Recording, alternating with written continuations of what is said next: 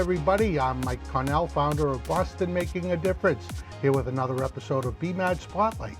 And today we have with us a guest who's a young woman who's just started out in her career as a life and leadership coach. Her business name is Reframe Coaching, and her name is Katie Johnson. Katie, welcome to the show. Thank you. It's great to be here with you today.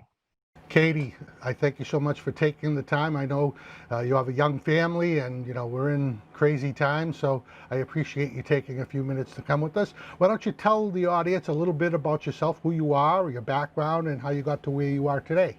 Absolutely. So my name is obviously Katie Johnson.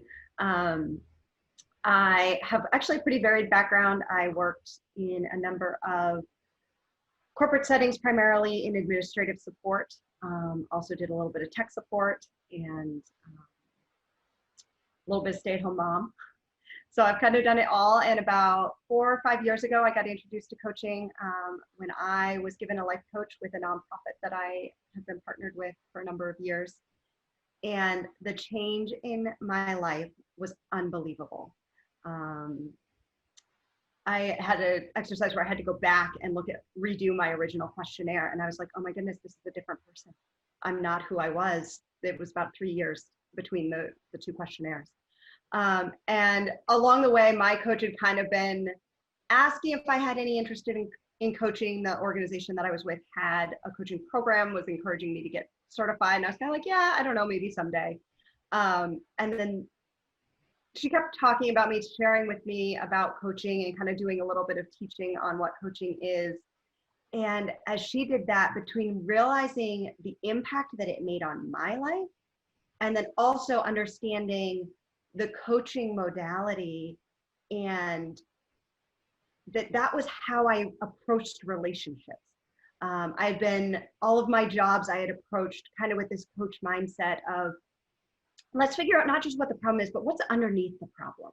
How do I, in an organization, how do we work more effectively? What are those blocks that are keeping us? In my friends' lives, as they were sharing things, I was always listening for that, what's underneath it? And that's very much coaching. And so the two together, between seeing the impact that it can have personally and realizing how much I approached it that way, it just was a really natural fit. And so I did move forward. I am now certified as a life and leadership coach through that organization. They're called the Navigators. But I'm also working towards my credentials with the International Coaching Federation as well. So that's awesome. Kind of how I got here.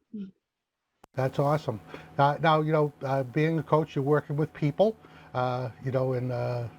during this pandemic times, it's a historic time, and working with people can be challenging. There's a lot of stress out there. So tell us a little bit about how you're getting through these pandemic times. Yeah, so the pandemic had a real personal impact on me in terms of my business. I was actually ready to launch my business in March, right as the pandemic hit, and I went, okay, now's not the time to, the world's careening out of control. I'm not going to try to throw myself into the mix. So I actually paused and delayed my launch for about 3 months until we kind of got our feet back under us. But that said, I think coaching has a unique opportunity within the pandemic, because all of a sudden our lives have been turned upside down.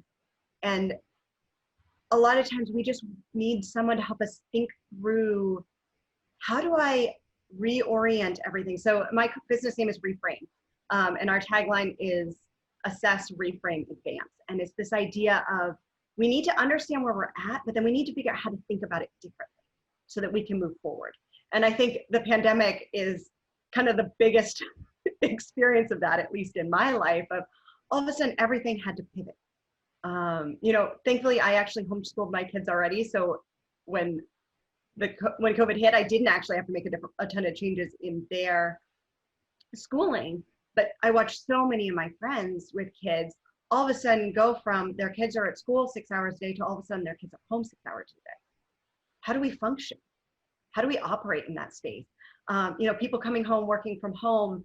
My husband works from home, but he's usually at client site. So all of a sudden he was home 24/7. It's like, okay, what does this look like for our family? How does this work with the family dynamic, with young kids who always want to be with daddy when he's home, but he has to work? And so the coaching process can help people think through, okay, what is this new reality? What does this look like for our family, for myself, for us as a couple, whatever your life situation is, and start to think creatively and differently so that we can move forward towards a vision of what we actually want our life to look like. And so coaching has both been a unique opportunity that I can offer to people and kind of a gift I can offer them, as well as it kind of helped just my husband and I as well, of kind of coaching ourselves through this process.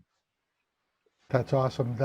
Now, there's a lot of ups and downs with the pandemic. A lot of people have created great opportunity and gone out and gotten what they need and even more, and have, pivoted their business and had great success doing that. While others are, struggling with the challenge, which I think, that's where a coach can really come in and help a business, with strategy and leadership skills and things like that. So tell us a little bit about what you like best about, working with people, and what you key in on and what you find to be your, niche, if that's even the right word.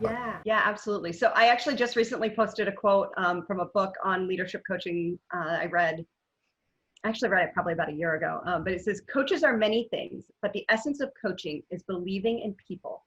Nothing is more empowering. Nothing causes us to reach higher and accomplish greater things than having people in our lives that love us for who we are and believe unconditionally in what we can become.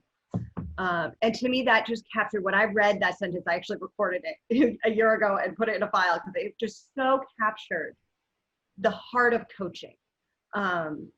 It is that I get to come alongside people and help them see what really truly can be.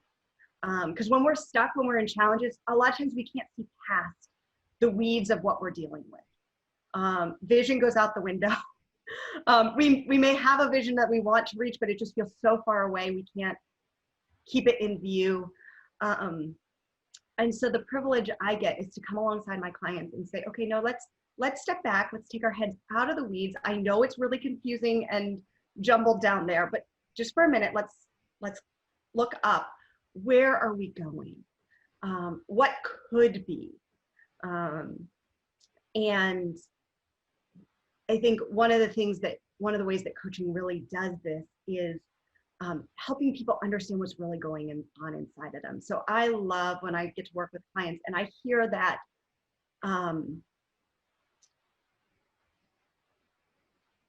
I wish, I want, you can just hear this desire in their voice, but it feels impossible to walk into that with people and explore. It's like, okay, what's in there?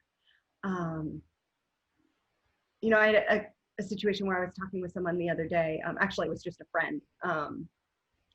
And they were just talking about something. And I asked them a question and they're like, oh, I could have told you that a couple hours ago, but I'm not in that space right now. I'm like, okay, well, tell me about a couple hours ago. What was it? What happened in that situation? And all of a sudden, their whole vision for what they were wanting to do came to life as we spoke. And it was that digging into that, okay, what's going on in you? Let's stop problem solving for a second. Let's talk about you.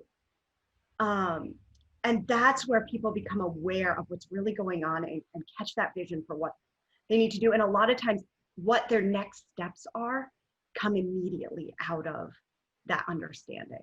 So that's what I really love about coaching and helping people understand. So it's got to be rewarding to help people see them turn things around. It's got to be a good feeling. Yeah. Oh my goodness, it's amazing. I get so excited. It's this like mix of I get to help explore, but then I get to cheer people on. And I just love that because I think people are capable of so many things. And we just get stuck with our own emotions or our own obstacles that we can't see past. And when we can move past those and move into kind of who we were created to be, amazing things happen. Well, I know for me, I watch the Celtics and I'm a great coach from my couch. I can see everything. So if they just paid attention to me when I'm yelling at the TV, they'd probably win more games. Yes. I did want to answer your question in terms of niching. I do niche, and specifically I work with small businesses, entrepreneurs, solopreneurs, And that's kind of on the leadership side, as well as like team leaders, managers, that kind of thing. And then on the life coaching side, I focus on marriage and family, health and wellness, and spirituality. Well, that's awesome. I mean, it's obvious, when you're a good coach, you have an impact with people, and that's important. And that's what, BMAD Spotlight is really all about, is finding and talking to people that are making a difference, helping people's lives get better. And you certainly are doing that, Katie, and I applaud you for that. So tell our audience how they can get in touch with you if they'd like to talk to you. Absolutely. Easiest is probably my website, which is www.reframeboston.com. I am also on Facebook and Instagram under Reframe Boston, as well as LinkedIn. That's excellent. Well, I thank you so much for taking the time to come on with us today, and enjoy your family. It's it's awesome when they're young.